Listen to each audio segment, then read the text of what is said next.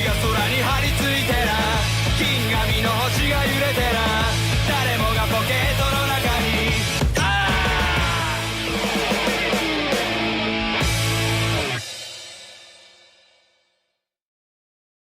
Hello, everybody, and welcome back to the wonderful world of Anime Roulette. My name is Pac-Man, and joining me is V.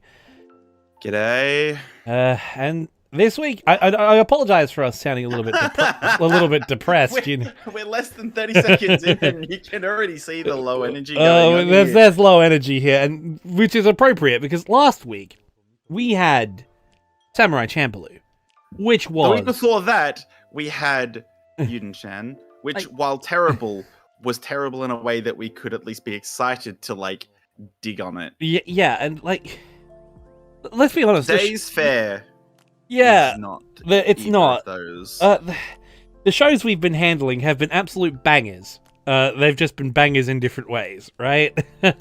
Yeah. This one... Exemplifying how to be bad and exemplifying how to be good. And this one exemplifies how to be mediocre, but in a way that it's not fun.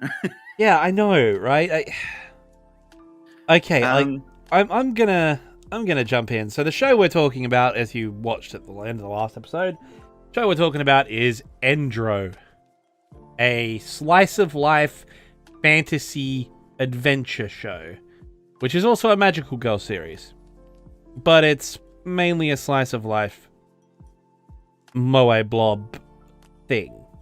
I mean, as you can hear, motivation for this is not thin, not very high. This show, let's get this out of the way. If you were to sort of when isekai sort of hit that peak a couple years back, and you had Slime, you had Log Horizon Season 3, you had all these bangers coming in, right? And then the industry brought out Isekai Cheat Magician, right? I mean, even before that, we got what was it? My phone in my mobile my phone smartphone in another world, right? Another world, yeah. This, all these sorts of schlock. This show right here is the slice of life moe blob equivalent of that. This is Yuru Camp in another world, right? This is Yuri, Yuri in it's just they look, stuff like this appeals to a very particular kind of person, and those kinds of people are wrong. Yeah, they're wrong. Look, I understand the desire to read comfy slice of life, to imbibe in stuff that is just a comfy, fun world, right? Yeah. I get. Look, you're speaking to a Girls and Panzer fan, right? I am literally a slice of life fan where they occasionally battle to near death in tanks. And it's again, Strike Witches. It's a comfy slice of life where occasionally they fight aliens in World War II.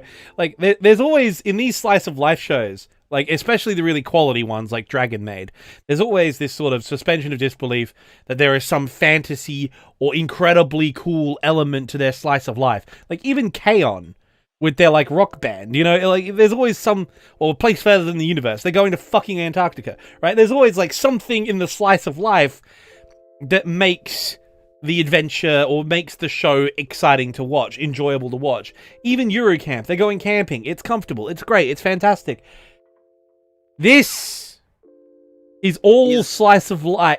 This is all life with no slice. You know what I mean? There's nothing. You know the plot. I mean, the show is so transparent, it actually shows the end of the anime right at the start. Yeah, although technically that does end up not being. That's because its Japanese name Endro is drawn from end roll, right? Yeah. Which is about the most depth you're gonna get. Yeah, from the show. it's a D&D reference. The characters here are they're so cliche that you've seen them before. Yusha is the slightly idiotic like main hero of the party, and she's like a good-natured friendly girl who wants to be friends with everyone, and she just wants to do like everything that she's ever wanted to do, you know. Then her second in command is the smart girl who's like book smart to a ridiculous degree and knows seemingly everything. Then there's the hungry companion who likes to eat, and that's it. That's pretty much the depth that you're going to get with her. Like, Not talking about Best Girl, though, which is the Chuny fucking Yu-Gi-Oh player. Chuny Yu-Gi-Oh player who has no emotions except when she's talking about her Chuny Yu-Gi-Oh cards, which, by the way, she is the most interesting part of the show. Definitely agreed with you on that. Oh! I mean... I like the maid. I liked the maid. I thought she was cool. Her design was really good. Yeah. That's all. Even her character was like, I was like, okay. Actually, I quite look. I've been lying. All right, let me roll it back. Like, there's You're pulling back. You're like, I'm pulling out of this like criticism spiral, and I'm like, no, I'm committing. I'm going all the way to the end of this tunnel. Like, all right. I will be honest. I enjoyed the first bits of the show. I really did, because I quite liked the episode with the mackerel. Yeah, That was so deranged, by the way. That was a fever dream, right? I was sitting there and I was just like, what is going on? What is going on? And then the end of the episode happened and I was just like, what? So, for the audience, the episode is that they go on summer holidays and they're like, oh, for your summer holidays, you got to do a quest and you got to write about it, right? Yeah. You got to write notes on how the quest went. So they pick a quest deliberately that will take them to the beach. So they go to the beach on this island and they got to catalog the monsters that they see there. And while they're doing so, they realize that they have no food supplies, and so they have to catch fish. They catch fish. They catch a half man, half mackerel. Who? What do they say on the end of their sentences? Do they say mackerel? Yeah, they say mackerel. Sentence. They say mackerel, yes. And in the English dub, this was fucking hilarious. Yeah, the Japanese one was pretty subdued, but I did find myself snickering at that gag quite a bit.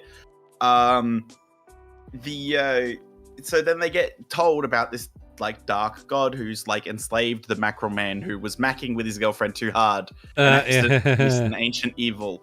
And so the heroes go down and they do a sort of probably the highest action point in the entire show. Yeah. Basically, and they supposedly have to fight the demon lord at the end, which they don't. But he's just this other dude who's a dark he's god. He's not even the demon lord. He's just a dark god, and then they're like, "Oh, that's that," and it's like, "Oh, okay." And then their dragon eats him. Yeah, no, and that's the thing. That actually turned out to be a foreshadowing. Yeah, which was kind of weird because I was like, "What?" Like, I don't even know. Like, this show was quite, deranged is a good way to put it, because some of the stuff in it was like the humor seemed to lean on what if we did the most like it, but not in a fun way though, sadly, because like I like derangement in a series. Like, look at some of the classics like Panty and Stocking. Stuff like that, where they take like the most illogical option and take it all the way up to the most like ridiculous way, right? You've got to talk about the goat, which is of course Nichijou. And Nichijou is actually a really great example because it's in the same genre, right? It's a slice of life that takes everything to absolutely outlandish levels. Here, however, it feels like they sort of aren't confident enough to like do that, so they just do sort of like mild absurdism to like punctuate humor. Like in the case of the mackerel episode, the punchline is after doing all this stuff to save this guy and free his girlfriend, this dude and his girlfriend is macking on another mackerel with him. And yes, I am deliberately saying macking with a mackerel because I think it's really funny and I think it's thematically appropriate.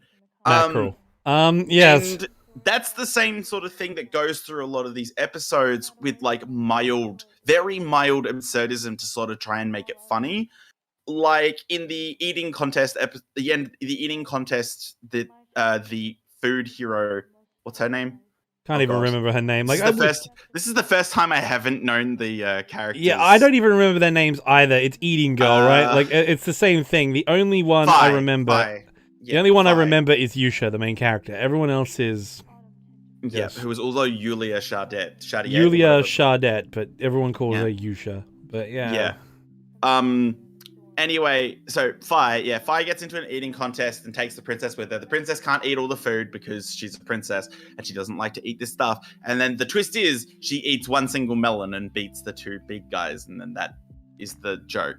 The better example of this is the Cardot episode where they find out where Cardots are like grown. That was weird. That was super weird. Like Yu-Gi-Oh cards grow on trees. Yeah, Yu-Gi-Oh cards grow on trees was children's card games grow on trees. And then the fact at the end of the episode they like put them all onto a pile. I saw where it was going, and this is an example of why the absurdism doesn't really puncture as well. It's like a lot would.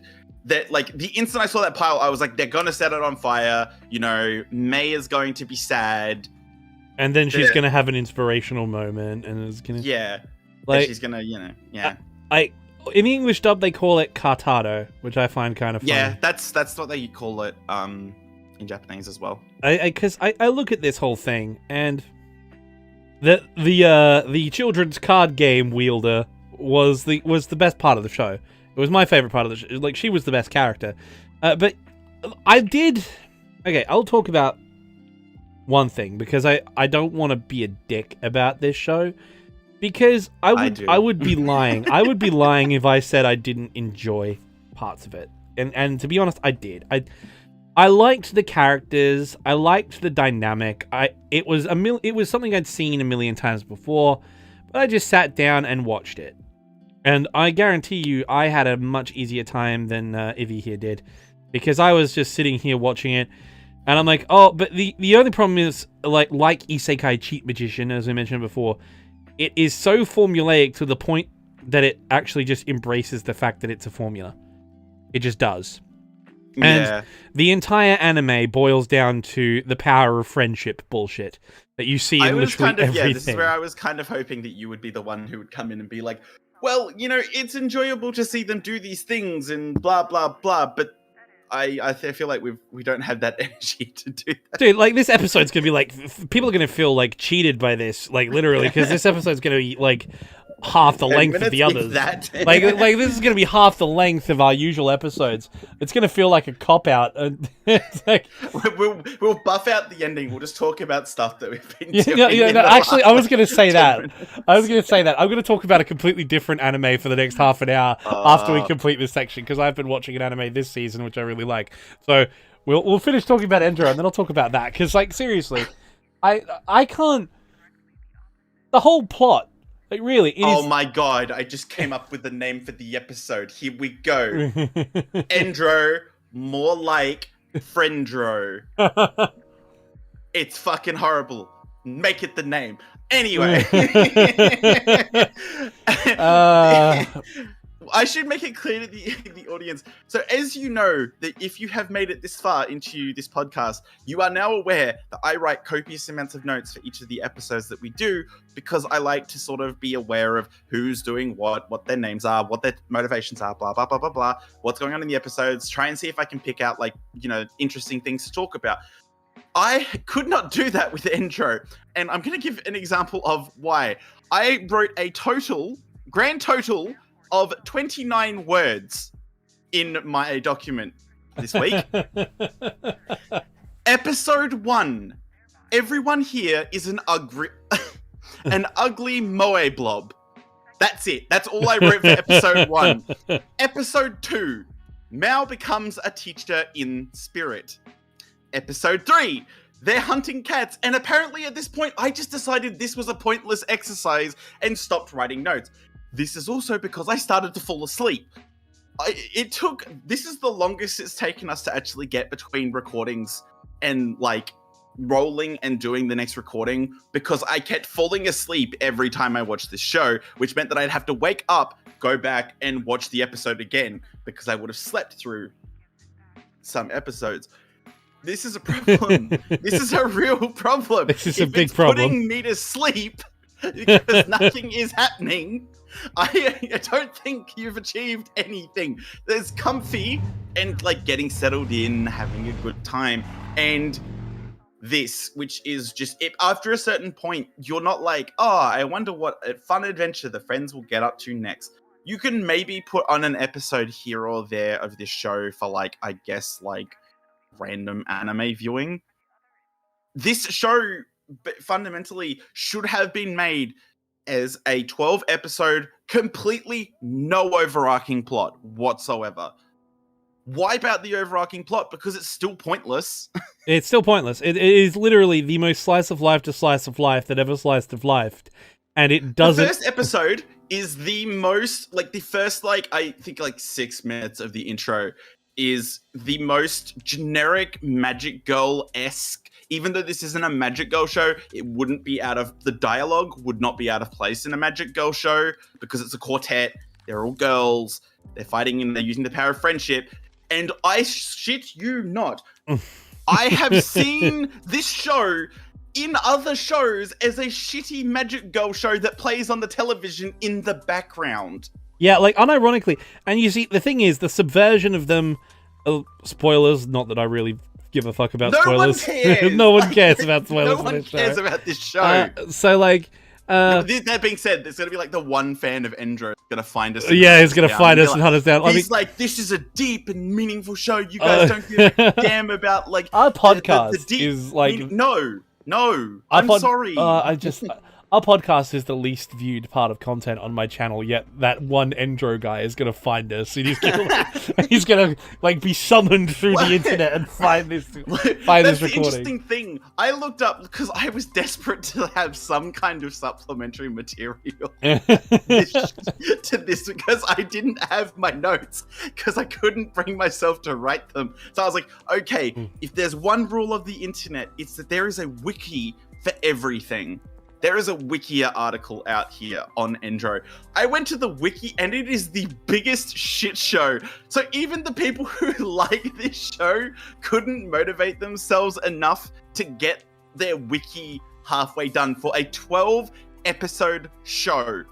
Keep that in mind. A 12 episode show with a very limited cast, right? They couldn't bring themselves to remove templates from the category section. So when you put the episode section, there's a broken category link in it. This is the kind of show that we are talking about. Now, I know that's not actually anything against the show itself, but I think that shows you that this is just a show that no one really feels anything that strongly for. Oh my god, can we talk about... Okay, because we got to find something to talk about. Can we talk about the My Anime List reviews for this show? Because they fucking lied to me. My Anime List lied to me. Oh my god, tell me more, Ivy. Tell us more about what... So, I want to emphasize this. There is 4 features... So, with My Anime List, they feature 4 reviews, and they're the most upvoted reviews because they're the most, like, found helpful, right? Yeah. There are 4 reviews on the Mal page. 2 of them are 8 out of 10. That is a stretch, even with an eyes closed and my ears blocked. I don't know how you can get to an 8 out of 10 on this show. However, that's not the worst offense here. The worst offense is there's 2 10 out of 10 reviews. What the Oh my god, no. Like, I'm sorry. I'm an anime boomer. Actually, we're both anime boomers, so let's be real about this. Like, I would exclusively say that 10 out of 10 slice of life is restricted to KyoAni anime only. Like, period. Only Kyoto Animation has done 10 out of 10 slice of lives. And even then, that's only if you grade them as slice of life. I don't believe in 10 out of 10 slice of life. And I should make... Okay, and I agree with you. I will make it clear that, like, I am grading it... It's like when fucking... You're grading it on the isekai curve? Yeah, on the isekai curve. Yeah, Anime Man and Giguk did the isekai curve. Are you grading it as an isekai or are you grading it as a show? And, like, I'm grading it as a slice of life, like, right? Yeah, like, if I watch, like, a show like Arahirata and, like, there's no way I'm giving that show, and like in any other context, anything above a 5.5 to a 6 out of 10. But I fucking love that show. Not the show, but the manga, because it's really stupid. Flat, as far as like isekai goes, is like insane, right? And that's It is insane. He has a gun. He makes it out of rocks. He eats monsters for fun. This is the kind of stupidness, and this is the curve that we're marking on. And this show, even on a curve designed to bump ratings, still comes in at a 5 on that scale. It does. On my scale, oh man, whoa, it's not a fucking 3, but it's a 4. I mean, yeah. We're not there yet. We're not there yet. Let's take a step back. We've been here for 20 less minutes. than 30 minutes. We've been here for 20 minutes, and we're already shitting on the show, getting ready to talk about ratings. Because, okay, so let's just do quick fire round. As I said, spoiler alert. The plot is that when they defeat the Demon King in like the first 10 minutes of the show, right? They defeat the Demon King in the first 10 minutes of the show, and then they're like, "All right, we're going to cast a spell to cast him into the Netherworld or whatever." And when they cast the spell to cast him into the Netherworld, the main character is a klutz, and she screwed up the spell, and oops, and she like reverses time, and they all get thrown back in time, and there's an alternate dimension or whatever. And it turns out that the Demon King is actually just a reincarnated 13-year-old, who is like a Demon King and just keeps getting reincarnated over and over again.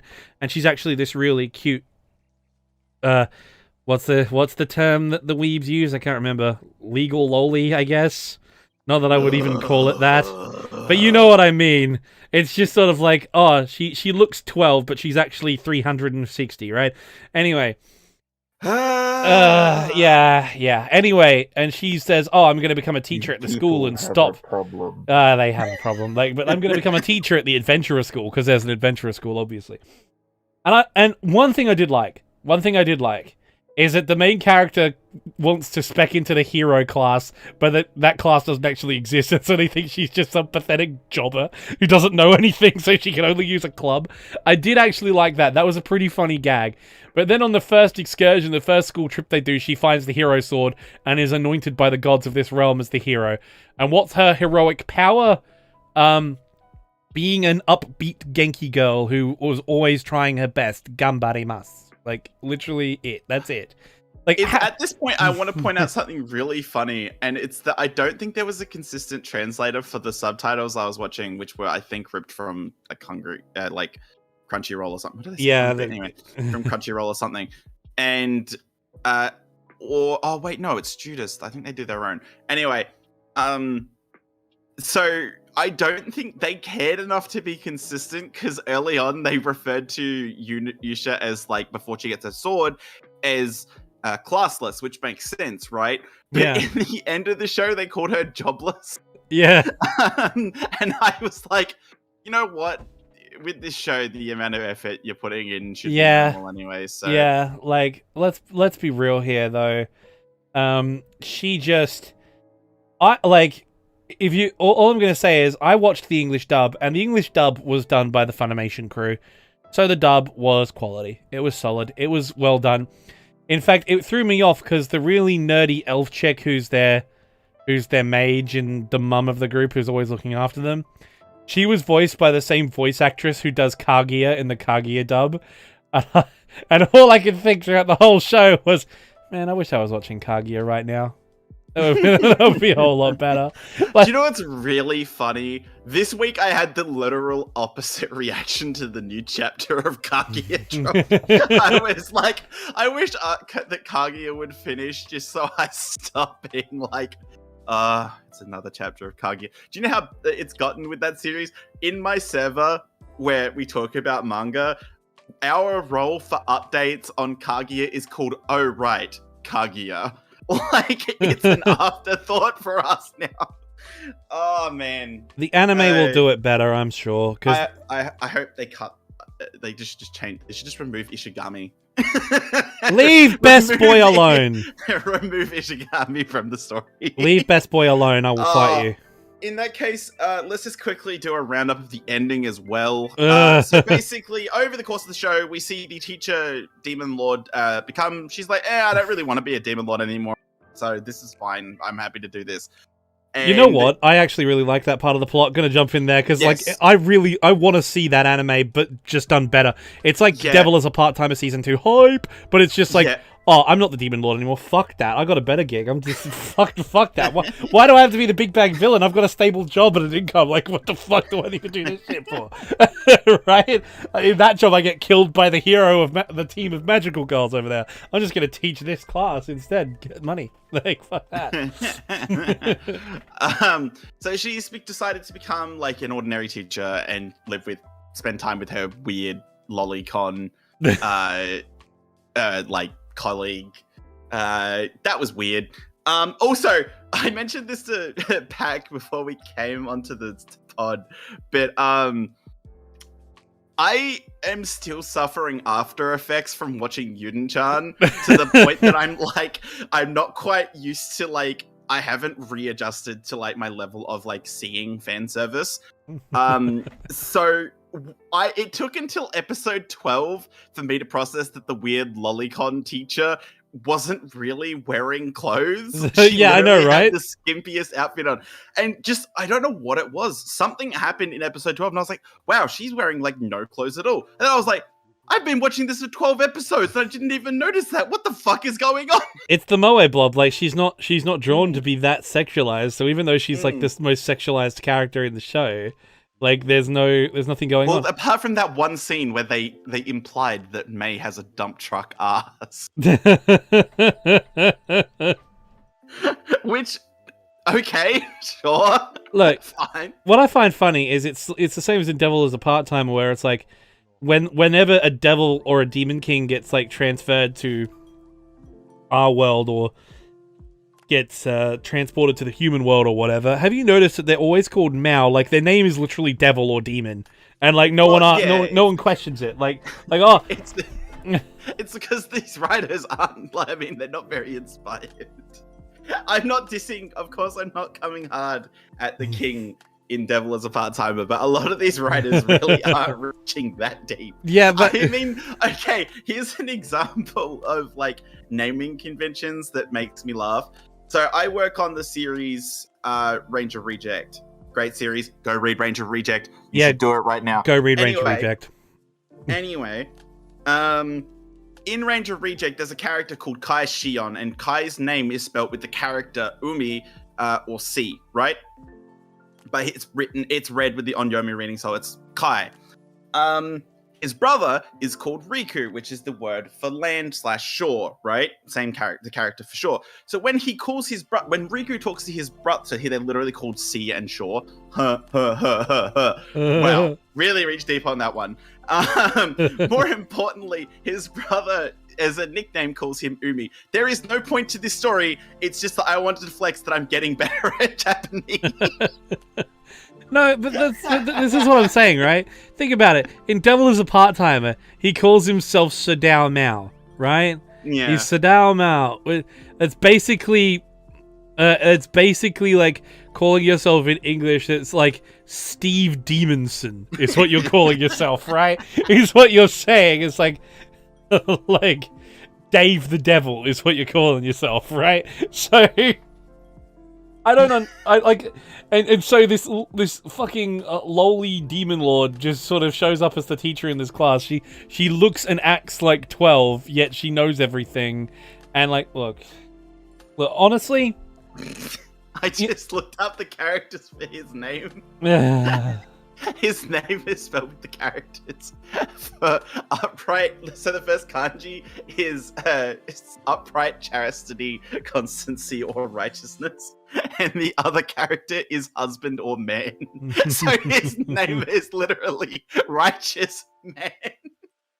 Righteous Man. Sadao Mao. So the long story short is, if you want to watch an anime about a demon lord going on the straight and narrow and a team of plucky adventurers looking to make it in the world, put this show down and watch Devil as a Part-Timer instead. Or read one of those schlocky demoness manga. Not demoness manga. What am I saying? The princess manga where you're reborn as the villainess. Hey, excuse there's a me. really That good that one of show's those. great. That show's great. My Wait, Next Life there's is a like Villainess. 60 trillion of them. Which one? Like that, My Next Life is a Villainess, which got season 2 recently. You know, I want to talk about that show instead. Like, this would be a much better slice of life show about the Demon Lord, which you'll want to talk about. Because I actually like My Next Life as a Villainess. I've been meaning to watch season 2. In fact, seeing as we've got the next show, after I finish watching the next show, I'm just gonna watch the second season of My Next Life as a Villainess. Because, like, quite frankly, anything would be better. Like. Because as we were saying before, like if we had with Uni-chan, we could get angry and trash it, right? This I can't even be mad at this show. Because let's do a quick roundup and then give the score so we can actually talk about something worth talking about. So Yes, so we're doing. This is now a free for all. So let's quickly just talk about other things. Yeah, this has become an episode of Trash Taste, right? Because we're literally like, what, an attitude podcast about anime? Fuck no. It's like, okay, so round up things I liked about the show. The opening was cute.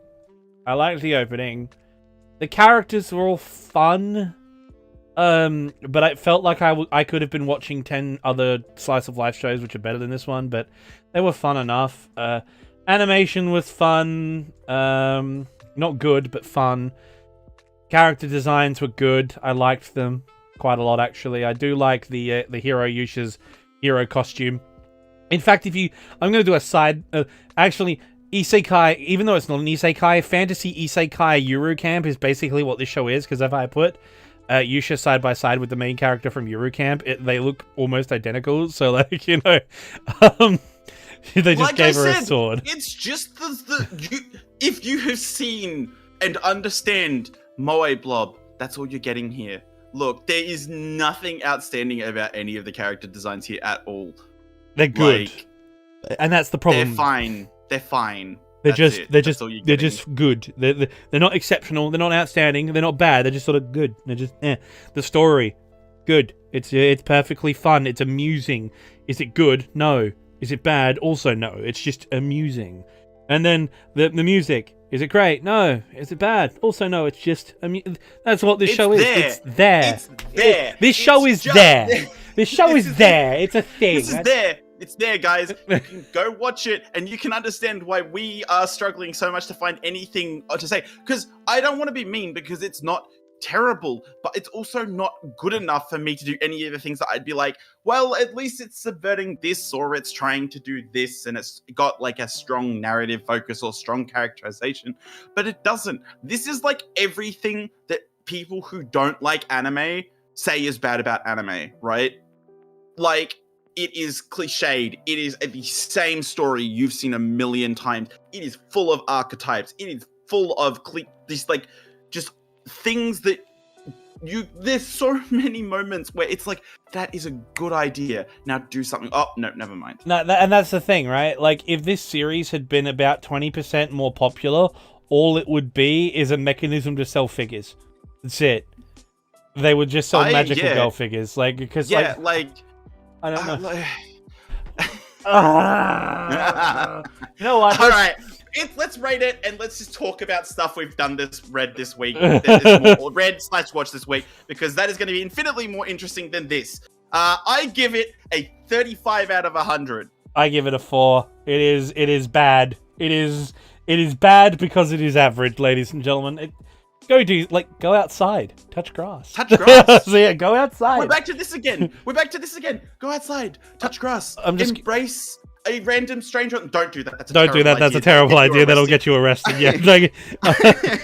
I'm just go gonna outside. Talk to a stranger. I'm sure that they'd love to hear from you. You can tell them about the ordeal that you had to do listening to these two guys talk about an anime that they didn't like. I'm just gonna sit here and rock back and forth, cuddling my Azure Lane plushie. You know, I've got my Bismarck plushie. I'm just gonna hug it and then remind myself of better times. You know, it's all okay. Right, so we're past this. So I'm gonna say, on the topic of Villainess series, I have read 2 Villainess series that have always stood out to me, and I'm gonna talk about them real quick. So one is I'm the Villainess, so I'm taming the final boss. This shit slaps. It's literally about a girl who reads, and she's I think it's an otome game, or it's either a book or an otome game. Anyway, she gets born in she dies of dying disease and is reborn into the universe of the book or the game. Can't remember. It's been like 2 years since I fucking read it. When she goes into this world, she decides, well, if I don't, I'm going to fucking die. So I am going to take myself out of the equation and go after the Demon Lord and marry him. It is so funny to watch this girl assertively pursue this Demon Lord who is like, I'm so evil, I'm the bad guy. And she's like, you're kind of hot though. And give me the like, dick. Yeah, give me the dick. And on the flip side to this, I want to suggest the other villainess series that I have read very recently, which is a Korean series. That's right, folks. It's Ivy recommending something that's not Japanese. Oh my god, what the fuck? I'm not going to even try the Korean because I'm just going to mutilate the language, and I respect Koreans too much. It's called Beware the Villainess. Yeah, sounds badass.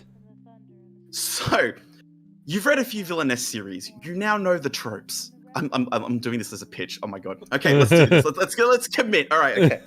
You've read a few villainess series. You've maybe even just read the aforementioned series, and you're like, these shows are getting a little bit. They're a little bit. You know, I'm starting to sense the trends. I know the plot beats, and you find yourself. I wish someone would come at it with a meta criticism and just rip into the genre. Well, Beware the Villainess is for you. The author seems to hate the genre, but he's having a blast writing it. So, we get dumped into a world, blah, blah, blah. Same fucking plot conception. She dies, she's born again. This time around, she's just like, she's not even like, I want to be with one of the guys. She's just like, I'm rich here. I'm going to enjoy it. I'm going to take myself out of the equation and enjoy being rich. Fair enough. Fair enough, lady. In this encounter, she starts to encounter the 4 guys from the original novel, from the original harem. And they are all shitheads. In the book, they were lovely. You know, like the cool and aloof guy who is like a sniper. And the, you know, the super rich guy who is charismatic and slightly yandere. Etc., etc. The king, the prince, crown prince, who is like the handsome romantic. But in this, all of their personalities are flipped. Well, not flipped necessarily, but it shows like the logical conclusion of that kind of personality in real life. Like the romantic prince is like a absolute man whore and throws himself at anything that moves, including one of the most funniest parts of this is that he cheats with women in front of his fiance, who is the main character. Wow. Incredible, right? Incredible. Fucking incredible. Fucking incredible. All of the other characters have their traits taken to the, like logical conclusion, right? The yandere guy is completely fucking batshit and wants to chain people up in his basement. The sniper, who is cool and aloof, is a stalker. Fair enough. And finally, there's a werewolf guy, and he's just kind of, instead of being like the tough guy, he's just really dumb. He's just really dumb and aggressive. It's not, he's probably the least bad out of the lot. Like, he's sort of like shitty, but like in contrast to the others, yeah, he really comes off as just like the lesser evil. Anyway, a lot of the author's like work is just parodying like what he thinks of this particular genre. I can't recommend it enough. You should go read it, have a blast. And I'm passing off to you. What is this anime that you have watched this week that is better than Endro? Okay. Currently airing. You start now, you can catch the last 3 episodes. I'm probably going to do a video about it on my channel once I get some more research done on it. But Irina, the Vampire Cosmonaut. This show bangs. If you want to see a slice of life show done right, this is what you do. You go to alternate, definitely not the Soviet Union, and have an ethnic minority, which is definitely not supposed to be the Tatars or the Chechens, and use a stand-in for them as vampires. And then you definitely do not do social commentary on the Soviet Union. It's...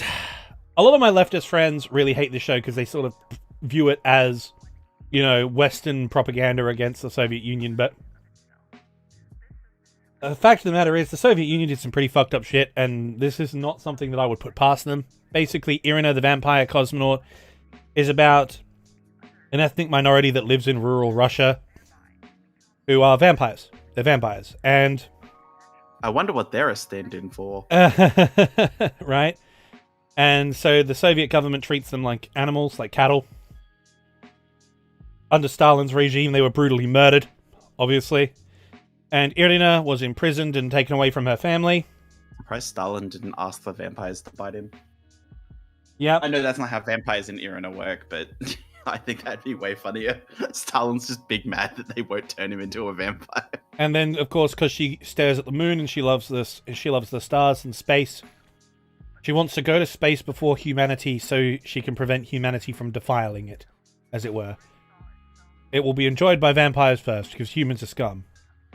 And then we meet anime Yuri Gagarin, Lev, who got in trouble for beating up a superior officer for mistreating one of the other cosmonauts. And so, you know, you've got this upright dude, and it's all about, it's basically a quasi-romance story about how anime Yuri Gagarin falls in love with Irina progressively over the course of the show, and how she's a person after all. We learn about vampires and their culture in Russia. We learn about all the other things. It's just, I don't want to talk too much about it because I don't want to spoil anything, because basically it is a story about the space race, really, from the Soviet perspective. And the history and technical details in it are actually quite good. Sergei Koryalov is in it. And Khrushchev is in it. They're not used their original names, of course, but they're all there. Everyone's there. And it's just a really exciting, fun show to watch. It's got space. It's got Soviet aesthetic. It's got great characters. And it's got a really cute goofy nerd meets cute tsundere relationship. It's everything. If you're a history anime fan, you gotta give this a go. Like, you really do. My subscribers have to give this show a go. That's what I've been watching this week. After I've finished Endro. I'm trying to think of other things that we can talk about, because there's a lot of stuff we can sort of bump through. Because this is a good time to sort of just comfortably sit back and go, Endro sucked. Let's have a good time and think about things that are better uses of other people's time. Speaking of historical series, Golden Kamuy is coming up on its ending. I'm very excited for this. I'm very excited for people to get more into Golden Kamuy. I feel like despite the fact that Golden Kamuy has had as many anime episodes as it has, it is still really slept on. Yeah, I haven't continued from the first episode. I really want to, but because we've been so bogged down doing other stuff, it's like, man, but Golden Kamuy is one of those shows where I'm like, yeah, this shit slaps. I was in from the first episode, though. I was like, yo, this shit rocks. And the fact that the author did the research for the Ainu and their culture was really great. I like that. God, there's no funnier like story to me, because like, you know how like there's that really kind of history person, and I feel like I'm about to like insult half your audience. But I do this too. Okay, I want to be a historian one day. I do this as well. I'm literally like slamming myself for this. But when you like get really frustrated when like there's like slight historical details wrong because the author just like didn't care or something. Golden Kamuy's author just coming out and straight up being like, yeah, there's not going to be like historically accurate guns at sometimes, just because I think it's way cooler to have certain guns be here that like I think it will just make things cooler. That is so fucking funny to me that the author was just straight up like, no, I'm putting it there because it's cool. Fuck you. Like, can you get more swag than that? That this shit's upsets awesome. me. This upsets me. And it's so great because in contrast, the Ainu research is exhaustive. Like, you see though, like when you read the like officials and also the fan translations, by the way, shout out to those guys. They have been doing crazy amounts of work for the weeklies on Kamuy at the moment. They've been writing full up write-ups on like historical information inside the series. Crazy. And cultural, mind you. That's really dope. But yeah, as I said, in the officials, it lists off the bibliography of what he uses for research in that volume. Yeah. For Ainu research. And that shit's crazy to me. I don't think I've ever seen a like manga that like includes This is its a historical notes. anime done right. It really is. I've only seen one episode, and I can already tell you, it's, like the Russo-Japanese war sequence. Like somebody's vibrating in their background, and like you haven't even seen it.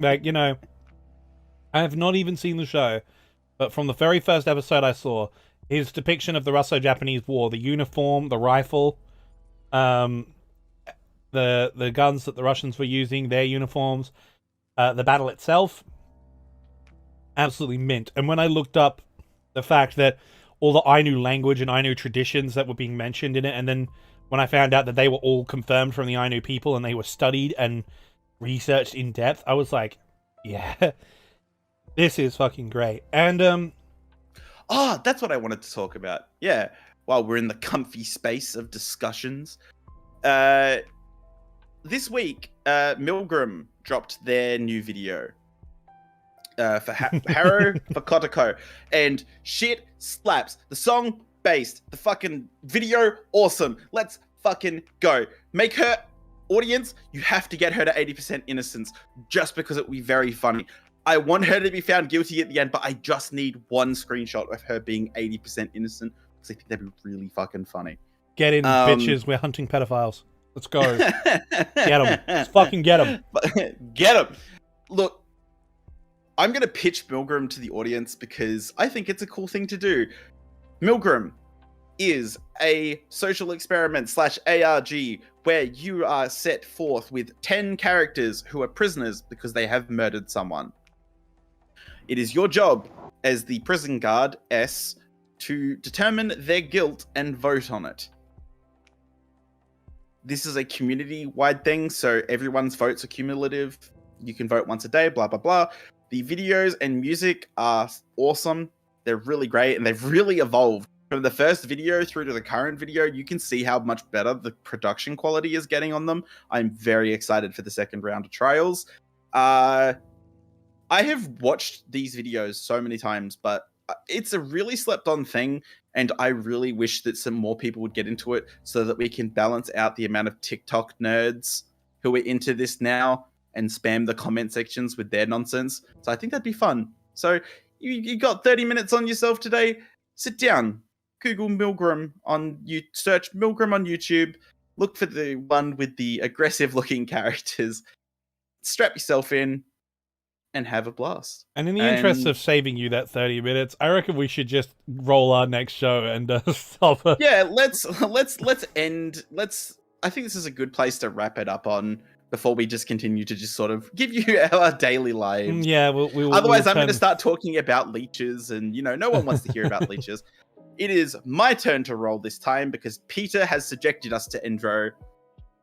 You better get us something good. Okay, Aaron Jesus, do you hear me? Wait, are you recording? Okay, hold on, pause. By saying pause, now you can just delete this bit. Are you recording the screen right now? No. Oh, fuck. I was going to say I can put it up on screen and then we can start inserting that at the end of the video so that audiences can see that like it's on it. I can record it anyway. Hold up. I can turn on the screen now, so I'm recording the screen. Stream your screen. Okay, I will be streaming my screen in a new thing for us. We will be streaming screens to show that we are being honest. This isn't just us fucking around. We really do honestly mean to do what we're doing. Okay, so as you can see, genres, single, language any, between 1 and 26, TV PG 14 and MA, 3 and 10, 1970 to 2021. As far as it will go, generate, random, and bang. Oh no. Boy. Oh no. Oh no, no, no. Oh no. Oh Oh no. Oh, what have I done? What have I done? Oh, I'm so sorry. Valkyrie Drive Mermaid. 16-year-old. Naive 16-year-old Mamori Tokonome is accustomed to being teased at school for having an unfortunate surname that can also be read as Virgin. However, young Mamori will soon have to get used to being teased in other ways. Oh, look at this.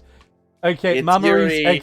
extra transformation abilities, turning the innocent redhead into a battle-ready cutlass through the power of arousal.